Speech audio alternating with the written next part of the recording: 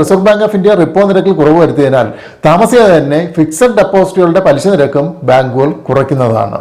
എന്നാൽ ഇപ്പോൾ fixed deposit നടത്തിയിട്ടുള്ളവരെ fixed deposit നിരക്കുകൾ വരുന്ന കുറവും ബാധിക്കുന്നതല്ല. അവർ എത്ര കാലത്തേക്കാണോ ഫിക്സഡ് ഡെപ്പോസിറ്റ് നിക്ഷേപം നടത്തിയിട്ടുള്ളത് അത്രയും കാലത്തേക്ക് തന്നെ ഇപ്പോൾ ലഭിക്കുന്ന പലിശ നിരക്ക് തുടർന്നും ലഭിക്കുന്നതാണ്. ഉദാഹരണമായി നിങ്ങളൊരു 2 വർഷത്തേക്കോ 5 വർഷത്തേക്കോ അല്ലെങ്കിൽ 10 വർഷത്തേക്കോ ഒരു 5 ലക്ഷം രൂപ നിക്ഷേപിച്ചിട്ടുണ്ടെന്ന് കരുതുക. അതിനിപ്പോൾ 8% നിരക്കിൽ പലിശ ലഭിക്കുന്നുണ്ടെങ്കിൽ നിങ്ങൾ നിക്ഷേപിച്ചിട്ടുള്ള കാലാവധി പൂർത്തിയാകുന്നതുവരെ 8% നിരക്കിൽ തന്നെ നിങ്ങൾക്ക് പലിശ ലഭിക്കുന്നതാണ്. അതേസമയം ഫിക്സഡ് ഡെപ്പോസിറ്റുകളുടെ പലിശ നിരക്കുകൾ കുറച്ചുകൊണ്ട് ബാങ്കുകൾ പ്രഖ്യാപനം നടത്തി കഴിഞ്ഞാൽ പുതുതായി ഫിക്സഡ് ഡെപ്പോസിറ്റ് നടത്തുന്നവർക്ക് പുതിയ പലിശ നിരക്കായിരിക്കും. അതായത് കുറഞ്ഞ പലിശ നിരക്കിൽ മാത്രമേ അവർക്ക് സ്ഥിര നിക്ഷേപം നടത്താൻ സാധിക്കുകയുള്ളൂ. അതുകൊണ്ട് തന്നെ ഇപ്പോഴുള്ള ഉയർന്ന പലിശ നിരക്കിന്റെ നേട്ടം പുതുതായി ഫിക്സഡ് ഡെപ്പോസിറ്റ് നടത്തുന്നവർക്ക് ലഭിക്കില്ല എന്നർത്ഥം.